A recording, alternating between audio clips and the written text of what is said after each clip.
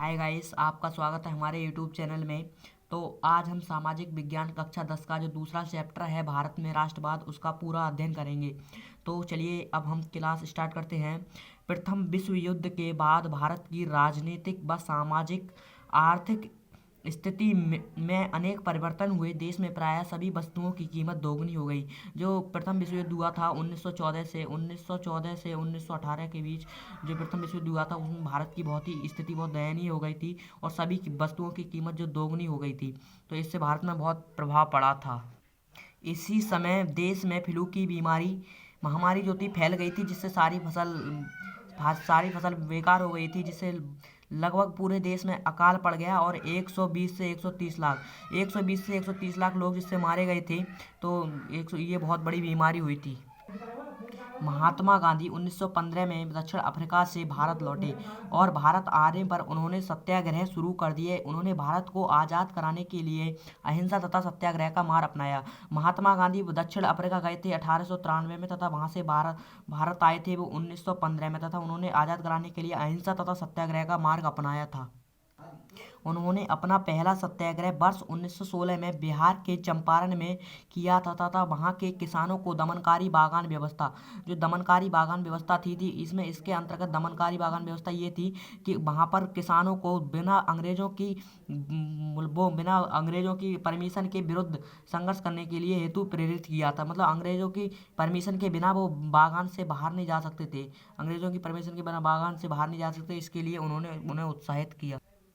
फिर उन्होंने 1917 में गुजरात के खेड़ा जिले में आंदोलन किया, जिसमें नील की खेती के कृषक के लिए आंदोलन चलाया था। फिर उसके बाद 1918 में अहमदाबाद में सूती कपड़ा कारखानों में मजदूरों के समर्थन के लिए सत्याग्रह किया था। जो वहाँ के मजदूर थे उन्हें वेतन बहुत कम दिया जा रहा था, इसीलिए उन्हें इसके लिए लड़ना पड़ा था।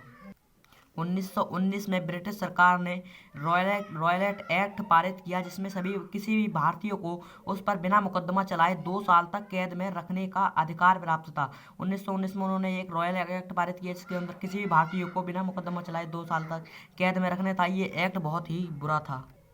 13 अप्रैल 1919 को जलियांवाला बाग हत्याकांड हुआ, जो कि पंजाब में अमृतसर में हुआ था। इस दिन बैसाखी का मेला था और सभी लोग वहां पर बैसाखी का मेला देखने इकट्ठे हुए थे। इसके सभी दरबारों को जो जनरल डायर था उसने घेर लिया था और उसके बाद इन पर फायरिंग शुरू कर दी। इसमें बहुत ही ज़्यादा लोग मारे गए थे और ये हत्याकांड बहुत ही खतरनाक हुआ था। गांधी जी ने अपनी पुस्तक हिंद स्वराज में कहा है कि ब्रिटिश शासन भारतीयों के सहयोग से ही स्थापित हुआ है और इसी के सहयोग से ही चल रहा है। यदि हम अपना सहयोग इससे वापस ले लें तो ये साल भर में हमारा स्वराज स्थापित हो जाएगा। इसलिए उन्होंने 1920 में असहयोग आंदोलन शुरू कर दिया था। 1920 में उन्होंने असहयोग आंदोलन शुरू कर दिया था। इसके बाद 1922 में गोरखपुर में चोरी चौरा में हिंसात्मक घटना घट गई थी, जिसमें कि लगभग 23 पुलिसकर्मी मारे गए थे। उसमें क्रांतिकारियों ने थाने में आग लगा दी, 23 पुलिसकर्मी मारे गए थे। इससे महात्मा गांधी को बहुत बुरा लगा और उन्होंने असहयोग आंदोलन को स्थगित कर दिया। असहयोग आंदोलन को उन्होंने वापस ले लिया और 1928 में साइमन कमीशन भारत आया और इसका मुख्य कार्य भारत की संवैधानिक कार्यशैली का अध्ययन करना था। और जब ये साइमन कमीशन भारत आया तो इसका स्वागत साइमन कमीशन भारत जाओ के नारे से शुरू किया है, क्योंकि इसमें कोई भी भारतीय नहीं था। 1929 में पूर्ण स्वराज की मांग को औपचारिक रूप से स्वीकार किया गया तथा इस अधिवेशन में ये निर्णय लिया गया कि 26 जनवरी 1930 को स्वतंत्रता दिवस के रूप में मनाया जाएगा। ब्रिटिश सरकार ने इसे औपचारिक रूप से मान लिया, जो कि जवाहरलाल नेहरू ने लाहौर अधिवेशन में पूर्ण स्वराज की मांग की थी, उसे औपचारिक रूप से मान लिया गया था।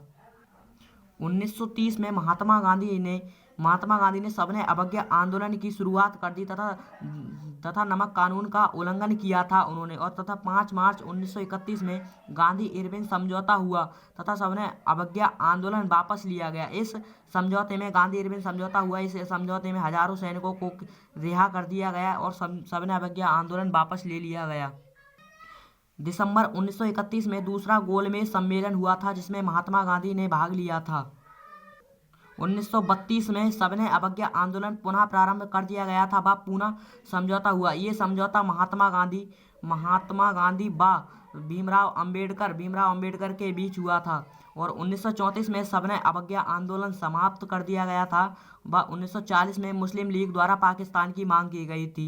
1942 में क्रिप्स मिशन आंदोलन शुरू कर दिया गया। वह भारत छोड़ो आंदोलन जो महात्मा गांधी का नारा है वो लगा दिया गया। और 15 अगस्त 1947 को भारत को आज़ादी प्राप्त हुई। और 1950 को संविधान 26 जनवरी 1950 को संविधान लागू कर दिया गया और भारत एक गणतंत्र देश बन गया था। आप तो भाइयों, आपके लिए हमारी वीडियो देखी है तो इसके लिए धन्यवाद। और हमारे चैनल को सब्सक्राइब जरूर करें। अगर वीडियो अच्छी लगी हो तो लाइक भी करें और सब्सक्राइब भी करें।